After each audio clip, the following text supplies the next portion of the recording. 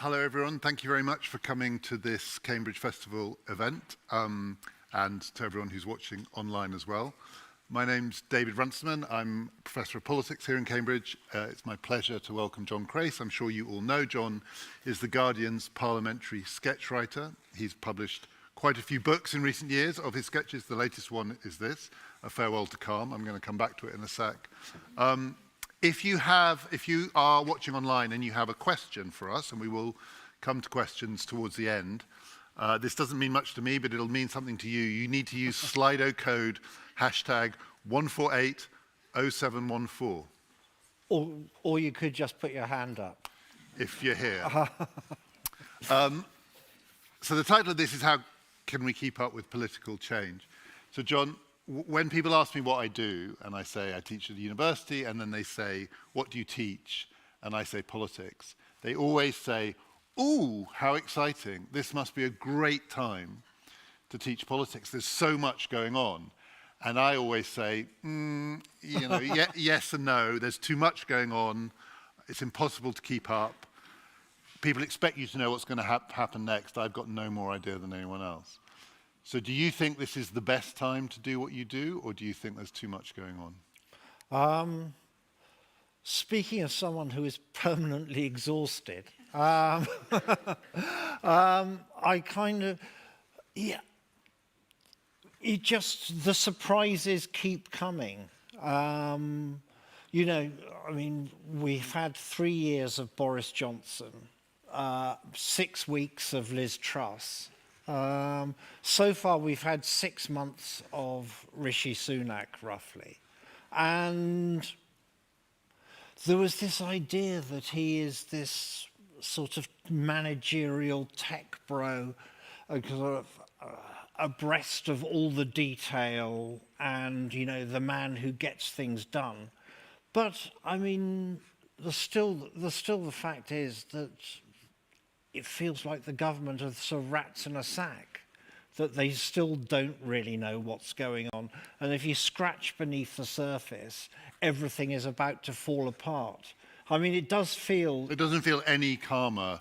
Not really. Not to me, it doesn't. I mean... Day to day, it's got that frenetic madness. I suppose there is a sort of slight element of familiarity, of boredom, of a kind of... It's not quite the same as having a pathological liar in 10 Downing Street. I mean, that was never... because you're never quite sure what was going to happen next with Boris.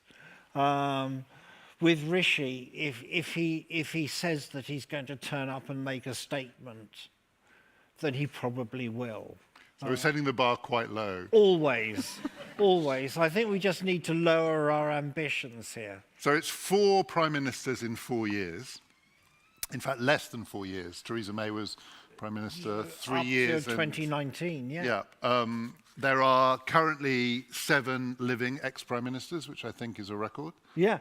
I mean, it is astonishing to think. I mean, this is the sort of level of detail I kind of love, is that for the next 40 or so Remembrance Sundays, Liz Truss will be standing next to the cenotaph as one of the sort of ex-prime ministers. By then, the 12 ex-prime ministers. And there was a survey today that showed that most Britons had forgotten that she'd ever been prime minister. So we're going to have this scene where, David Dimbleby or his equivalent or Hugh Edwards, whoever does the cenotaph service, will sort of try and go through the prime ministers and be going, who was that one? And this sort of bad memory will be just sort of completely wiped. And I don't know if this is unique in British political history, but my guess is that it is. There are 3 ex-prime ministers on the backbenches at the same time: Theresa May, Boris Johnson, and Liz Truss. And I'm just going to read the first paragraph. So this is a collection of John's sketches during the Johnson years. But the first paragraph says this: it was almost enough to make you miss Theresa May. At least there had been an integrity to her incompetence. You could count on her to be doing the wrong thing for the right reason. And her speeches did generally conform to normal syntax, even if they were almost entirely meaningless. So Theresa May now, 4 years on, does she seem to you like a figure from another time? Yes.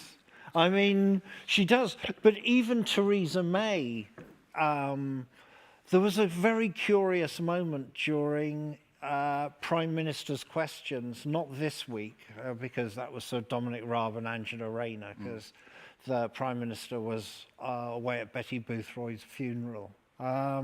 When the SNP leader, Stephen Flynn, said that three ex-leaders of the Tory party were against the immigration, the Refugees Act. And Theresa May got really, she started waving and said, I'm not. And he'd been talking about Ian Duncan Smith and, as the third one. And she'd completely forgotten that Ian Duncan Smith had even existed, let alone once been the Tory leader. And he's there as well. So there's all these kind of figures from the past. Sort of Proust would have a sort of heyday, really. And yet, do you feel that when we look, we're still in this period, but when we look back on it, even from now, from the sort of the Rishi point of view, Boris Johnson is the one who dominates it. I mean, when historians look back on this, it's going to be his era, isn't it? Isn't he, whatever you think of him, isn't he the dominant figure of this period of politics, Brexit and everything that follows? Even though he was Prime Minister for just 2 years, doesn't he loom larger? He does. And is that I mean, I don't think we should sort of try and minimise Theresa's contribution to incompetence. Because it was her who did more to destroy the Tory party as a brand than almost anyone else. I mean, don't forget that when she became Prime Minister in July 2016, whatever it was, there was still all to play for Brexit. I mean, Brexit had been done, but no one knew what Brexit actually meant. And loads of the vote leavers had suggested that Brexit should mean staying in the single market and the customs union.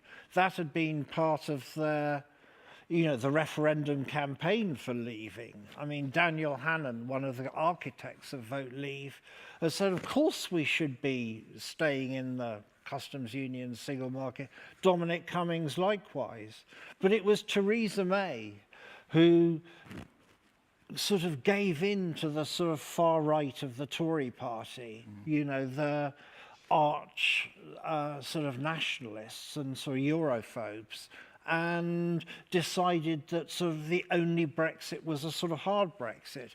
And then we were in 3 years of sort of parliamentary disintegration almost. I've kind of almost forgotten those sort of late night votes when the government kept losing. I mean, that was an astonishing thing.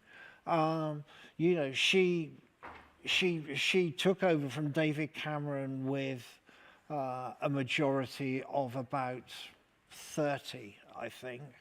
And by the end, she had a majority of minus 20 or so because various people had left the party and been squeezed out. I mean, she totally trashed the brand. And so you are, so I don't mean this the wrong way, but you are in some respects the Donald Trump of British politics because you're the person who attaches the nicknames in the way that Trump does. So you coined the Maybot for Theresa May. You call Boris Johnson the convict. Yeah.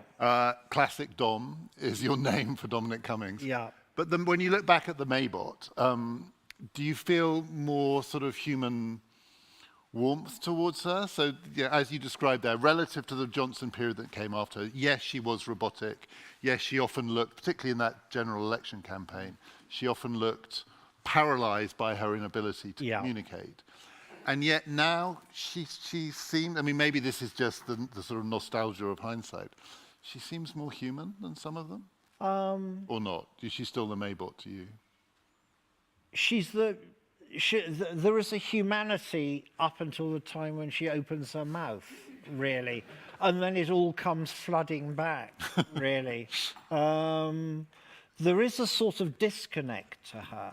I mean, I think fair play to her. She, you know, as a former prime minister, she has thrown herself into being a very active backbencher. She's often in the chamber. She contributes to debates.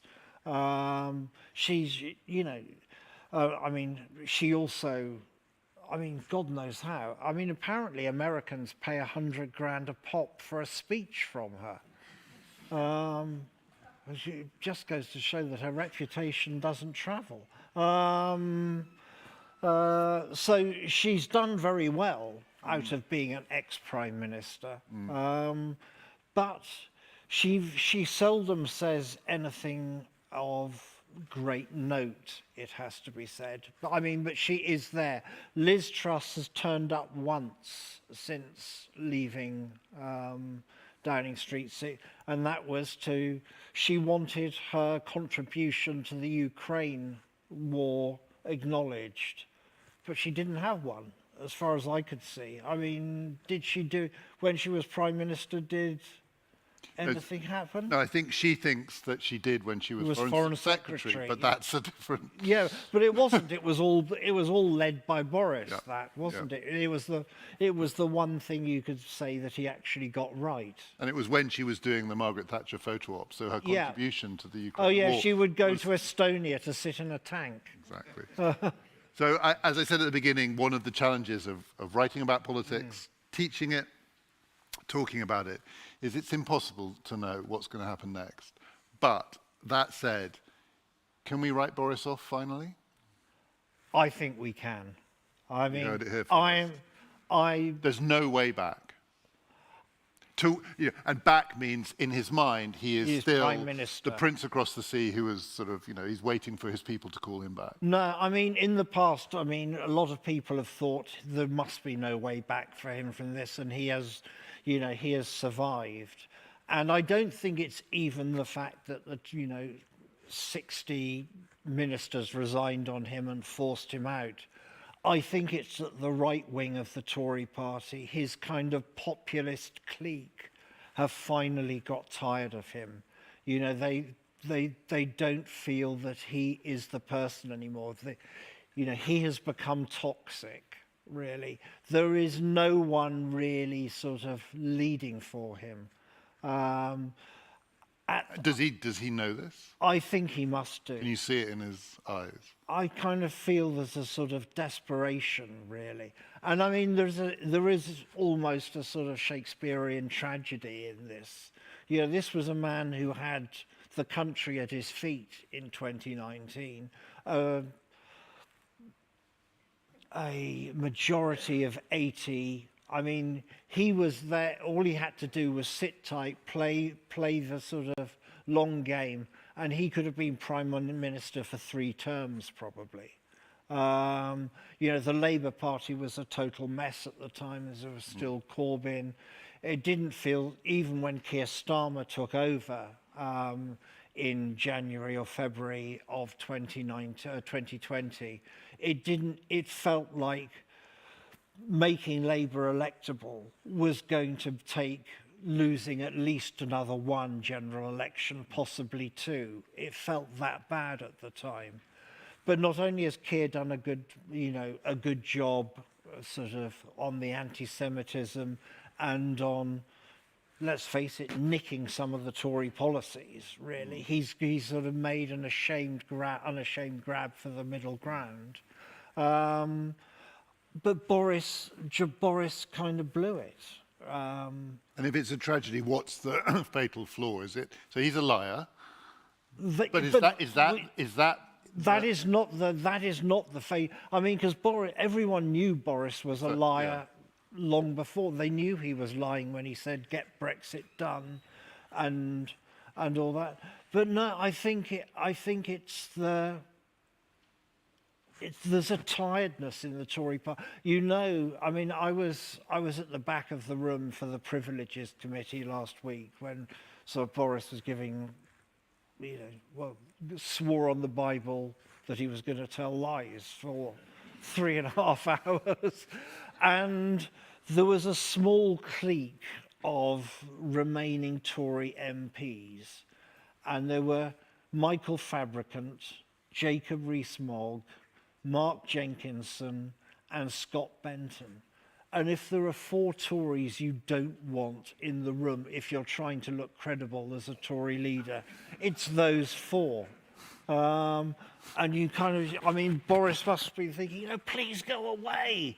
Please, please. I've got some, I've got some pride. But I don't know, but what do you think? Do you think he's done now? Yeah. I mean, I do. I mean, I have to say, I think the Conservative Party are done.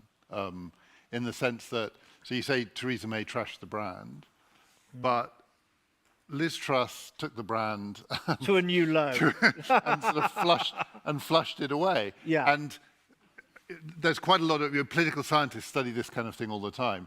So on the one hand, I think it probably is true that most people have kind of forgotten the Liz Truss premiership because, if triggered, they'll remember it. But it's not.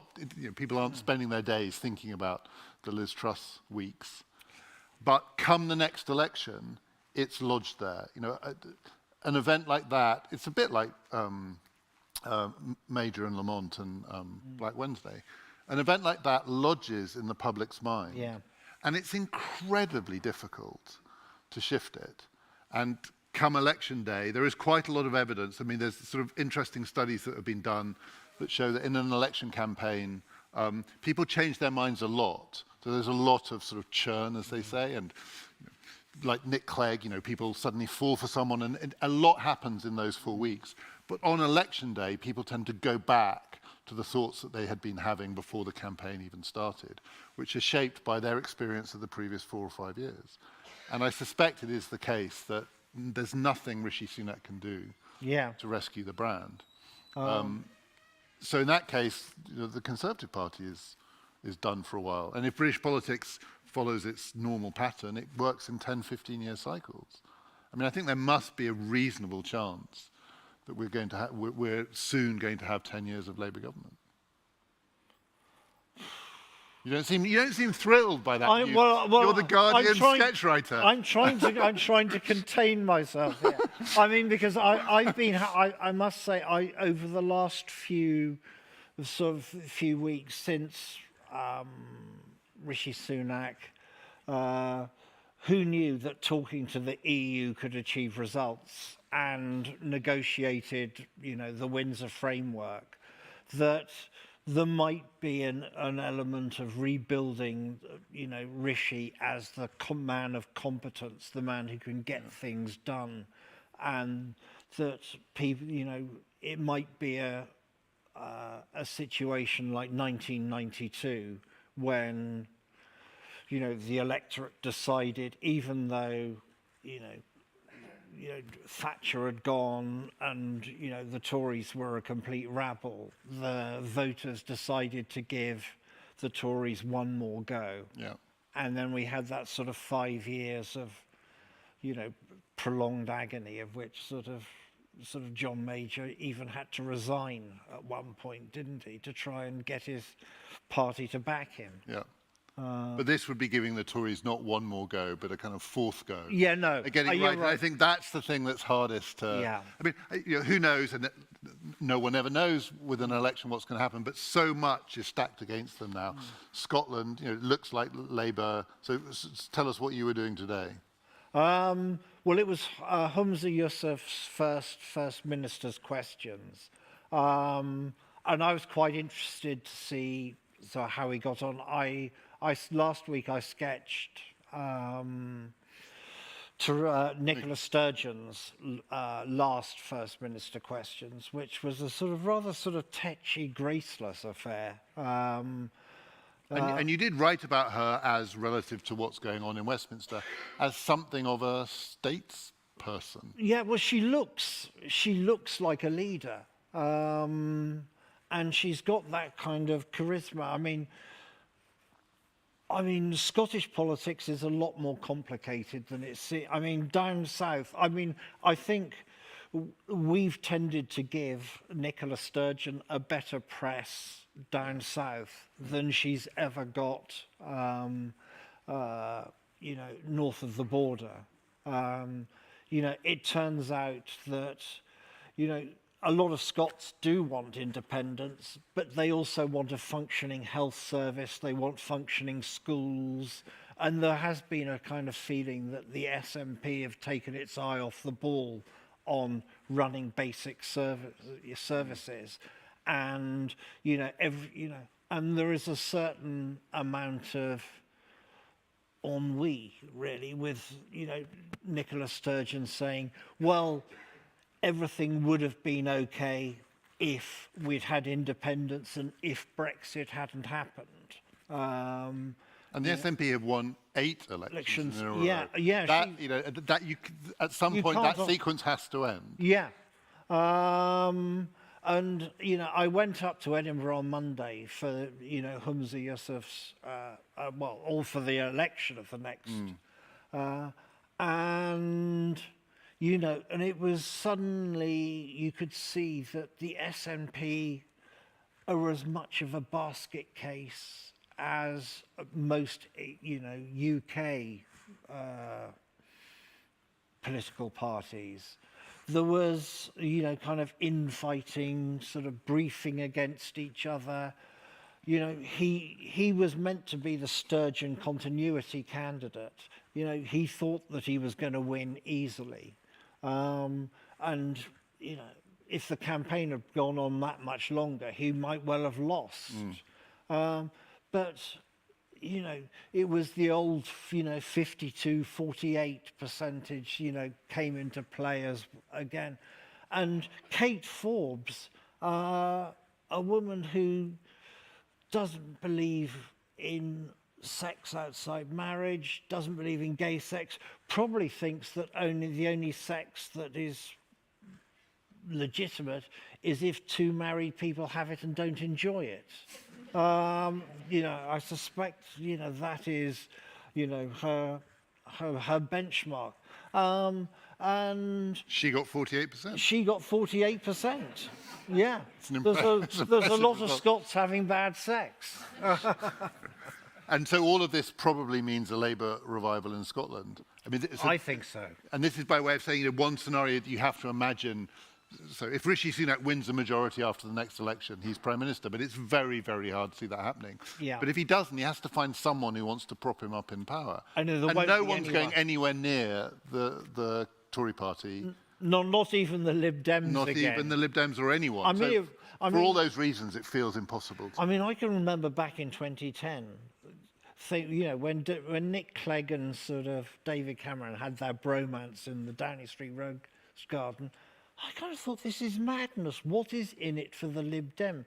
Are they really so desperate to sort of prop up a Tory government and for Nick Clegg to become sort of Deputy Prime Minister and to get a few cabinet seats when it's obvious they're going to be used as the fall guys? That's one of those questions to which the answer is yes. Yeah.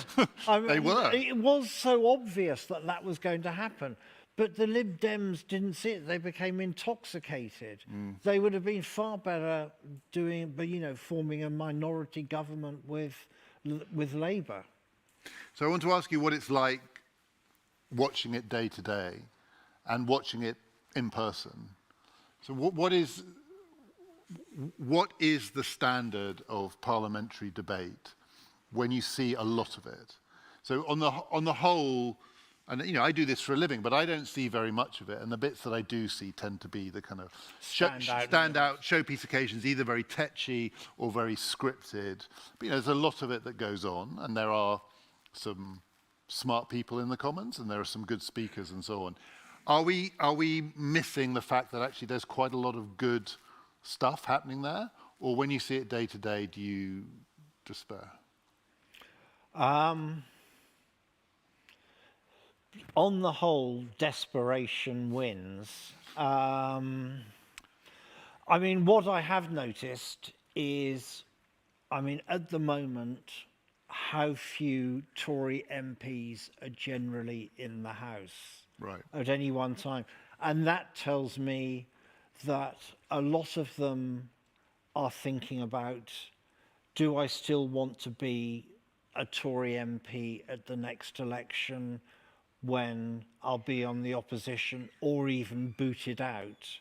There's a lot of them very worried about what comes next. I suspect, you know, like Matt Hancock, they are sort of 10 grand a day, you know. Do you remember, the led by donkeys sting? Oh, right, yeah. When Which Kwasi Kwarteng described as, I don't want a king's ransom. no, exactly. I mean, 10 grand a day. I'm not asking for a lot. Not asking for a lot. And then you could see sort of Graham Brady sort of wondering if he'd underpriced himself at 6 grand a day. So they're not there. Are the ones who are there? And the others aren't there because I think they are genuinely quite appalled by some of the knee-jerk Tory policies, especially on immigration. There are various sort of Tory MPs who are really uncomfortable with this, but they daren't say a word because they'll get sort of jumped on by the right-wing press, by their constituents, so they're not there. And the ones who are there are generally the red wall Tories who, basically have never found a foreigner who they didn't want to be unpleasant to. And the latest polling, the 48 red wall seats, if there was an election tomorrow, are all going. the Tories would hold none of them. Well, What about on the Labour side? So when you watch this day to day, do you see people that you think, I'm looking forward to this person being in government? I mean, is there a sense of energy, excitement, competence? Well,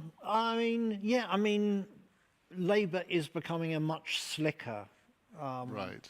And it sort of needs to, really. I mean, it was a shambles under Jeremy Corbyn, really. There was, I think one of the great myths, you all know this, one of the great myths about the Boris Johnson victory in sort of December 2019 was that, this was the pulling power of Boris that sort of took the red wall seats. And actually the opinion polling all showed that Labour voters were switching off, not because they were attracted to Boris, but because they disliked Jeremy Corbyn. And in a way, it's similar to what we're seeing now in that Corbyn trashed the brand. He trashed the brand about 18 months, I think, before that election. And people argue about when it happened. Was it the Salisbury poisonings? But there was a point at which you can see it just drops off a cliff, and there's no coming back from that. Yeah. It doesn't matter what happens in the campaign. There was this belief, well, last time against Theresa May in the campaign, he came from 20 points down and he got to within 5 points. But once you've trashed the brand, you can have the greatest campaign in history. Yeah. It doesn't matter. People are done with you, and they were done with Jeremy Corbyn. Absolutely. And, Labour, Keir Starmer may not be the most kind of charismatic man, but he's got the air of someone who can get things done. And also, I'm hugely impressed by Rachel Reeves. She is someone who understands economics. Is that a rare quality in the House of Commons? Well, Jeremy Hunt doesn't, and he's the Chancellor. You can see him sort of blagging his way, listening to him give us an hour-long speech on, the budget. The budget, for instance. Oh, yeah, the budget, yeah. And it's quite clear that a lot of these sort of topics, sort of fiscal drag and God knows what else, he doesn't really totally grasp. He's not over the detail. He's not over the numbers. He was kind of put into the Treasury because he was deemed to be the only safe pair of hands that Liz Truss could find, willing to do the job. And, Rishi left him there because he too cast around and couldn't find anyone better either. And at that point, there'd been 3 chancellors in about 20 minutes. So. Yeah, we'd had Nadeem Zahawi, Kwasi Kwarteng, and Sajid Javid. I mean, it was, it was a complete mess. So when you write about it and observe it day to day, and you contrast the kind of frenetic churn of politics, particularly in the last few years, the obsession with certain individuals and their ups and downs, and then you contrast that with the stuff that really matters. So today the government's published its climate, its net zero 1,000-page, I don't know what the word for it is, kind of big booklet or something. It's not a... and it's completely underwhelming. It's full of, I mean, I suppose it's on message, but it's all recycled announcements. So that's what I was going to say. Do you see any connect between the stuff that's going on in the Commons, the stuff that you write about, and the really important stuff that matters? Do you think, for instance, that in the House of Commons there are people who are thinking hard about and understand about AI and its likely impact on how we all live? Or is it just, there are these huge questions that are going to shape all of our lives, and they've almost, like the rest of us, thought it's above their pay grade? It'll be decided in Silicon Valley or somewhere else. And they are whatever that level is that British politics operates at now, which is from election to election, doing the small range of things that they still have control over. Do you get any sense of the really big stuff being gripped in the House of Commons? I think that's a really important observation, because the simple answer is no. I don't think that... I don't believe that Rishi is actually that serious about net zero. I don't think he really kind of... I mean, if he did, he wouldn't be taking a helicopter up to his constituency at weekends. He would take the train and stuff like that. He would lead by example. Prime ministers are very good on self-presentation, and clearly he doesn't think that's something worth doing. And you never really feel his heart is in it, because net zero by 2030, he's focused just on 2024, the election next year. Is there an angle what he can do to get elected? So he's sort of invented these sort of 5 missions, or he goes around. One is to halve inflation, and to be honest, you and I could do that simply by doing nothing. Exactly. As long as you do nothing, you'll be fine. As long as you don't actively screw the economy, you're going to be fine, because the OBR forecasts it to be down to about 2.9% by the end of the year. Well, hunky dory, Rishi is sure as hell going to claim credit for it. It is all the small wins, I'm afraid. I mean, that's the way I kind of see it. And in a way, I guess the media is at fault for this, because we probably should be holding him to account for the big things.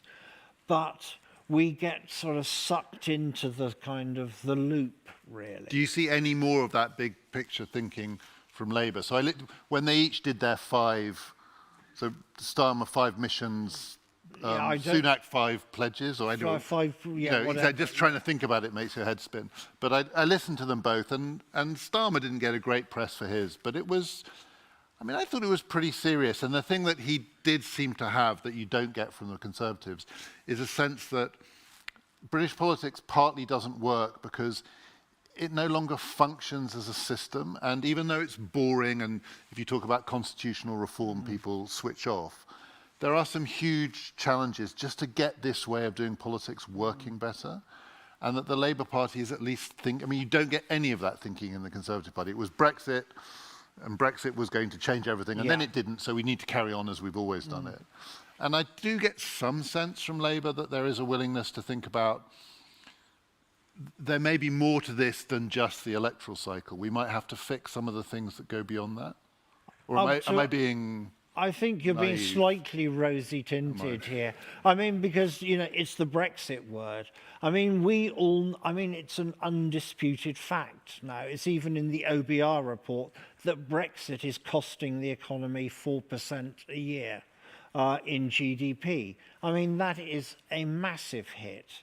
And any sane politician that was interested in the economy, in growing the economy, would surely think this is something that needs to be addressed. Yeah.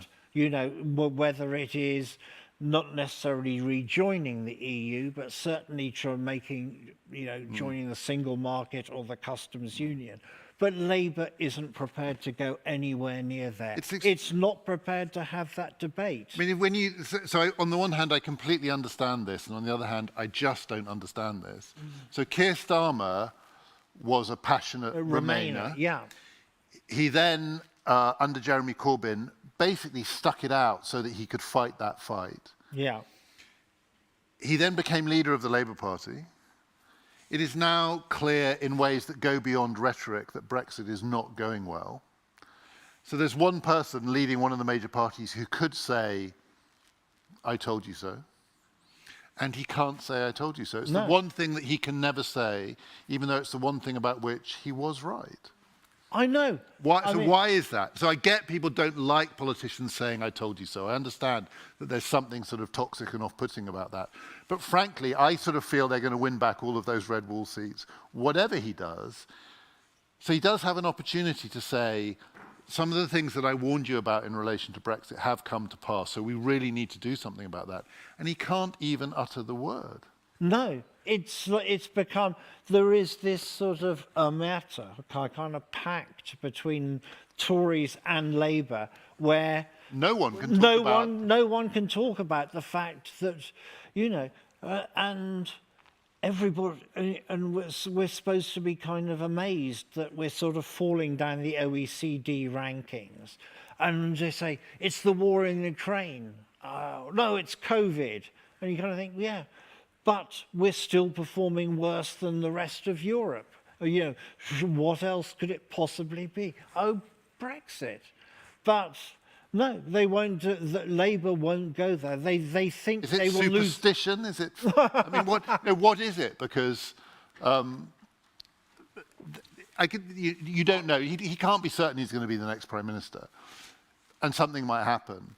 But he can have a pretty good idea. And this is, in a sense, his chance.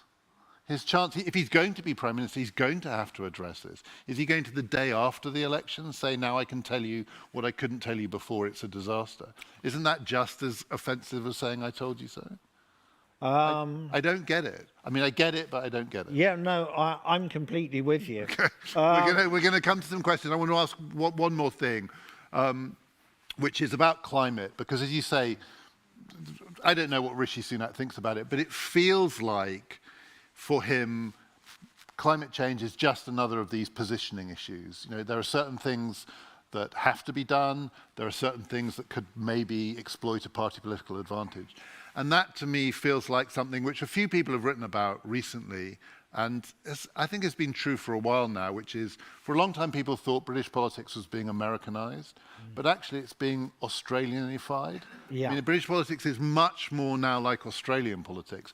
It's being sort of done by the pollsters, Isaac Levido and Lyndon Crosby and all of that. It's Australian politics is the kind of dry run for all of these things. Yeah, but in Australian politics, climate, I mean, Australia's on the front line of the end of the world. And yet climate is still just a kind of positioning issue for the parties. And British politics feels like it's got that bug now right the way through it, that climate change is just one of those questions where it's not what can we do about this thing, but how can we exploit it for party political advantage. And I feel that's an Australian feature of our politics. I think you're right. I mean, I don't detect any great commitment from the Tories to do anything serious about it whatsoever. And in a way, it's almost, there is a sort of feeling we've got to do something because, we can't destroy the planet. But which is a hard thing to object to. Yeah, it's a hard thing as a position. Yeah, but I mean, his energy strategy today, was virtually maybe a few people could build some nuclear reactors in their back garden or something. It was kind of nonsense stuff, really. And also, he's obsessed with heat pumps. And heat pumps don't actually work in 80% of houses because they need to be sort of properly insulated, new built houses to work properly. So it's all a whole load of ideas that have just been kind of thrown up by a focus group almost. And, you know, there is no connection being made in government. I think Labour is more serious about that, but I think Labour have also decided our job is to get elected, you know, to make ourselves electable. And, you know, you've got to have quite a simple pitch, really. And I think their pitch at the moment is hard to argue with. You can name me one thing that works better now than it did in 2010 when the Tories came to power. And you really can't think of anything. Can you? I can't. So that's a question for... So this is my last question for you, which is, so what do you think it would take to make the kind of politicians that you observe and write about every day more frightened of climate change, more frightened of... You know, today, if you look at the sort of, I don't know if this is on The Guardian or the BBC where I saw it, but the sort of list of stories, there are the sort of frothy political stories, and about 4 down is Bill Gates says that AI is going to kill us all.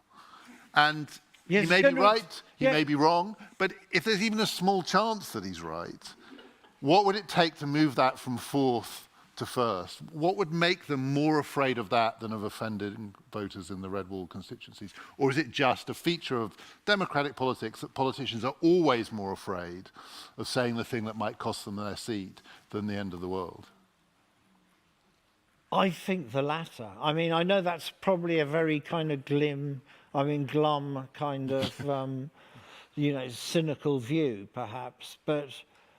The end of the world will never be the #1 fear. No. No, I mean, it's kind of weird, isn't it? It is kind of weird on a human level. To go back to the Maybot, on a human level, it is kind of weird. It is that kind the of end weird. of the world is not more frightening. Yeah, I mean, you know, on the Daily Mail website, you know, yesterday there was this thing about sort of a 1,000,000-hour wind from the sun, you know, heading towards us or something like that. And you kind of feel that even if, you know, Even if it were true. even if it were true, and that suddenly sort of the whole of the polar sort of ice caps had been sort of melted, they would still be thinking, we've got to get rid of these people in small boats because that's going to win us the next election. Right. Let's have some questions. And also let me remind you, if you're watching online, I need to get out my Slido code. Hashtag 1480714. So we got a question here, and there are some microphones. There's a question in the middle at the back. Yeah. Thank you. It's been interesting so far. You said you described the government as a bag full of rats. When was the last time that you think that wasn't the case? Pre-Brexit. Pre-Brexit referendum. I mean, I think there was still a time in the sort of first, I mean, I know that sort of David Cameron was doing hideous things with austerity, but there was a sort of normality to government then. I mean, things vaguely functioned in a way that you would expect them to. There were, of course, the Eurosceptics sort of getting louder and louder on the fringes.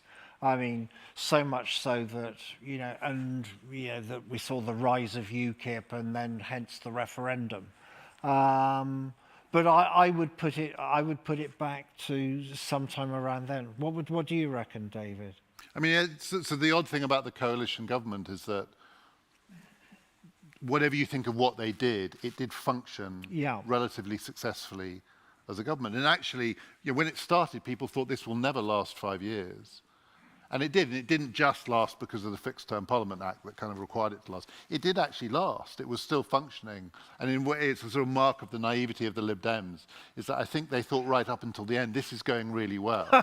And then the election came and George Osborne just destroyed them. Yeah. I mean, just like that. Yeah. He just said, right, game's over, and now Yeah. you're done. But right up until that point, they were still playing along. So it did have a different feel to it. But at the same time, they did sign off on the thing that made us a poorer country. Oh, yeah, I can remember. Do you remember back in the day there was the thing called the Quad, which was David Cameron, George Osborne, Nick Clegg, and Danny Alexander, and he was the sort of chief secretary to the Treasurer. And I can remember during that 2015 general election campaign, Danny Alexander stood outside the Treasury holding up a yellow box, which was meant to be the Lib Dem ideas for all the countries. And I mean, he must have known this was sort of the worst stunt of ever, because the only people interested in him were the sketch writers. And we managed to get hold of his yellow box off him and look inside, and there was nothing there. And somehow you kind of thought, put some papers in there, make it look like you've got something going. Someone, yep, at the back. Hi, I've got a few that's coming. Oh yeah, great. Through This is the Slido. Slido's working. Oh yeah. Yeah. Wow. Wow. Before the killer robots kill Shock us, for me this as is going to well. happen. Would there be a greater focus on long-term goals if elections were every 10 years instead of every 5? Would the cons outweigh the pros? I think they would. I mean, I think, you know, you need to keep your politicians honest, really. And I think there is sort of, you know, there is something about having to be re-elected every 5 years that focuses sort of, I mean, it does inevitably bring a sort of short-termism into government, but I also think that the idea of having a sort of one-party state for 10 years would be unthinkable. God, imagine if we had to wait another 5 years for a general election right now.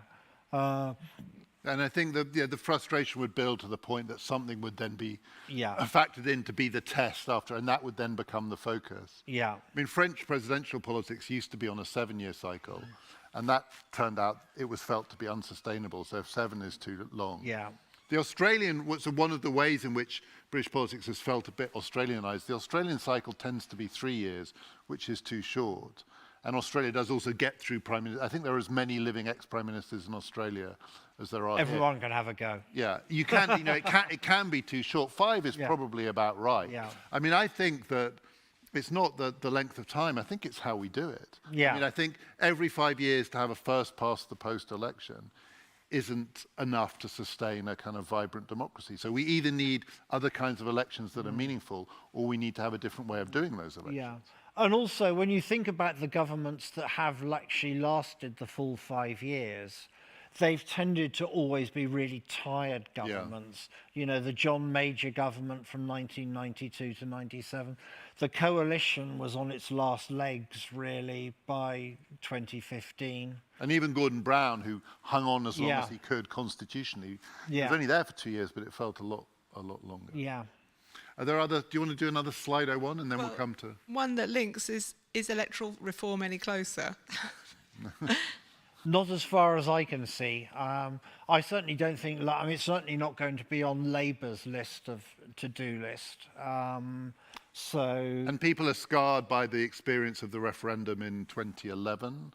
You know, the one that was part of the coalition deal that the Lib Dems got a... God, the Lib Dems played their hand so badly. So badly. And in fact, so as an example of both the naivety of the Lib Dems and sort of the evil genius of George Osborne. Yeah. So there was a debate then whether that referendum should happen on the same day as the local elections. And the Lib Dems thought, yes, it should, because then more people will turn out and vote for electoral reform, and George Osborne twigged that that will actually encourage Tories who want to give the Lib Dems a kicking, not only to come out and vote Tory, but also to vote against the referendum. And of course he was right. Yeah, and also the Lib Dems played their hand really badly, because they virtually advocated voting no in that referendum, because they didn't think the form of proportional representation went far enough, and they should have banked the small win and established a principle and then build on that. But they went for the sort of, full-on single transferable vote first time, and it is one of the challenges, which is, when is constitutional reform going to happen? Because there's always something more important to do. Who's going to now think that what Britain needs? Keir Starmer's not going to think, first on my list is a constitutional convention and spend political capital on that.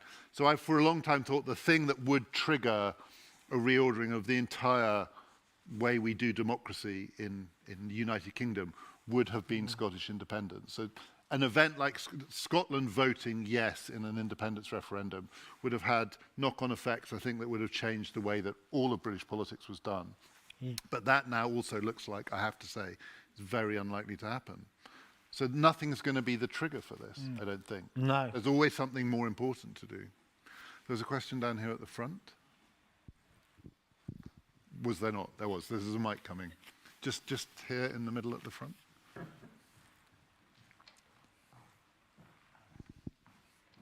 Thank you very much. Yes, while echoing your sort of dare we actually dream that Labour will get in, and the total puzzlement of Keir Starmer not actually coming to grips with saying what's meant, do you feel he's also not daring to say what he might do because he just thinks the Tories are going to copy it, a bit like the sort of free hours of nurseries that suddenly magically came, although they're not as free as they appear? Because you read again and again that people are saying, oh yes, well, okay, but what does he stand for? And do you think there's a shyness in putting forward good ideas because they just might get nicked and blown up into headings? Or is that not that significant? Well, I mean, the Tories have nicked some of his ideas. They nicked the windfall tax. They've nicked the childcare, as you pointed out. I don't think that should necessarily stop him.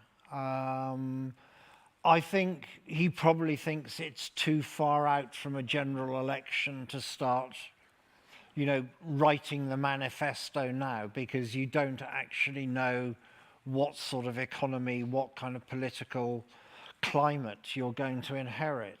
So at the moment we've got the big sweep ideas, and yes, it is all a bit vague. But, we have had a commitment from Rachel Reeves that every policy will be costed. So I think, we can judge them, when the time comes. And I think it is true psychologically that if you've lost 4 elections in a row, it's quite hard to believe you're going to win the next one. And I think people forget this, that it was true of Tony Blair too.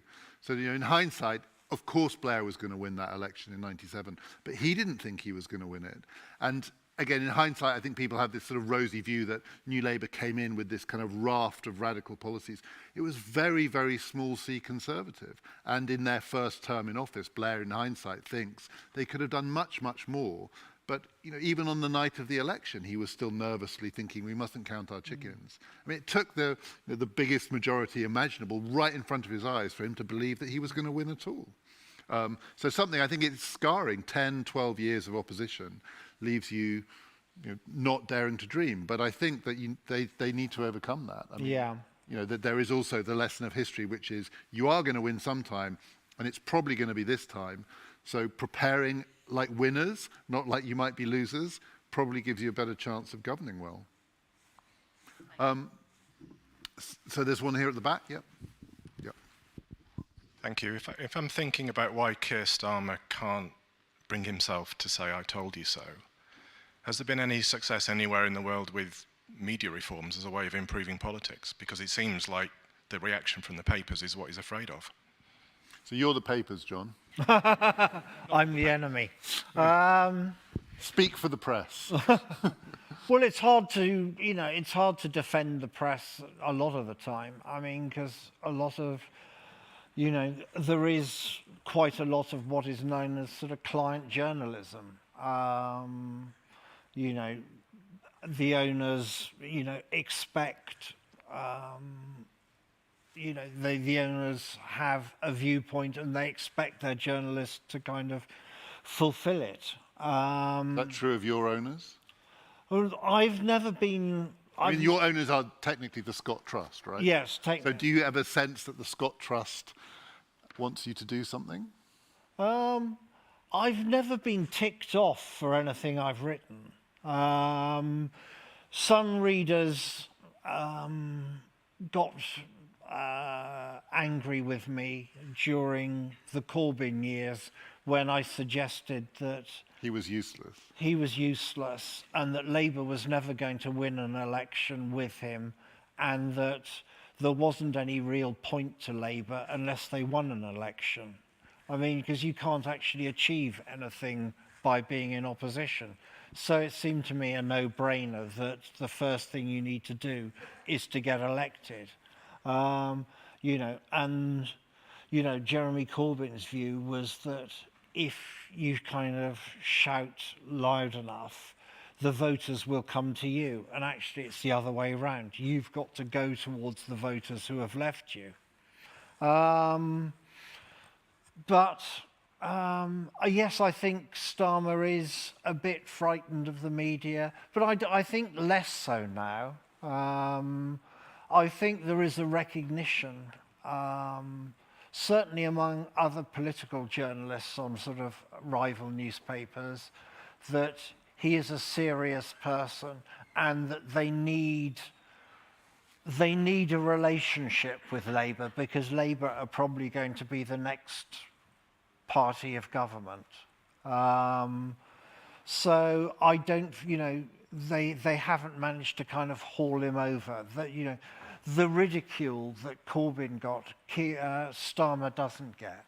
And I kind of think that's because the Labour brand is a much stronger one at the moment. I don't know. And on the question of does, you know, media regulation work anywhere else in the world, I think that probably there's a sense, it goes back to what I was saying earlier, among British politicians, that a lot of this is way beyond their ability to control. I mean, the news information environment is being conditioned by technologies and corporations that aren't going to be lying awake at night. I mean, not that technologies do, worrying about what Keir Starmer's up to. And in a sense, the sort of the journalists and the politicians cling to each other because it's what they know. Yeah. And there's a kind of information environment around them which is way beyond their ability to control or even perhaps to understand.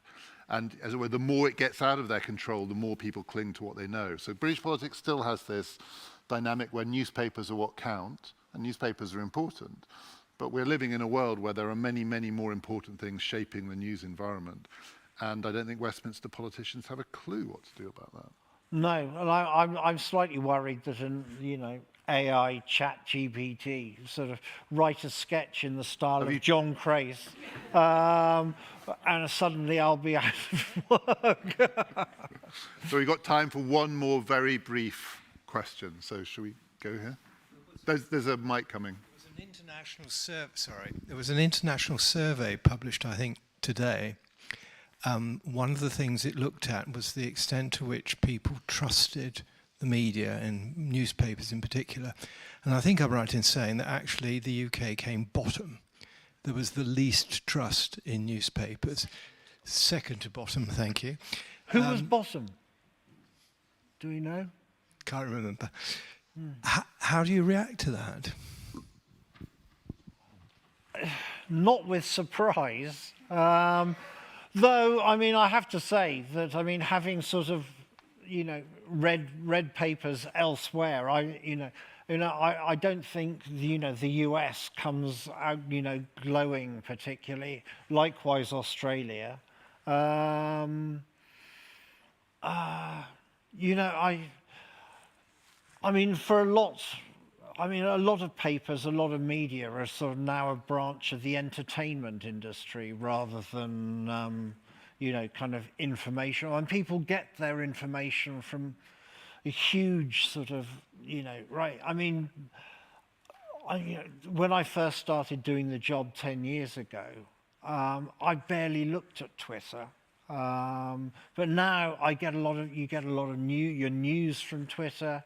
You're constantly you're kind of evaluating what the credibility of the source is, etc., etc.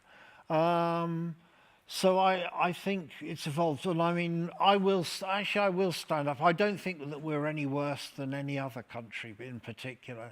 I mean, there are some outlets that I feel I can live without. I mean, I've never watched Talk TV. I watched GB News once because I had to sketch it. I'm not in a hurry to, go back there, but maybe I will at some point. Have you ever watched GB News? Do you? No. Should you? No. Should I? I think you can probably. I think the loveliest thing about GB News is that Lee Anderson, the Tory MP, he wrote.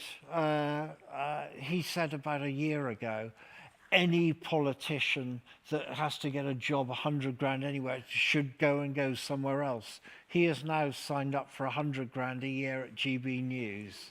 And having said I've not watched it, of course I have, because I've seen it clips, and I will watch it, but I've never sat down in the evening and thought, right, what am I going to do? I'm going to press the GB News button and settle in for an evening of fun. I've never done that. No. So on that note, we're no worse than anyone else. That's a good point on which to end, please. It's my usual optimistic sort of finale, really. Thank you all very much for coming and for watching online, and thank John. Thank you. Cheers. Thank you.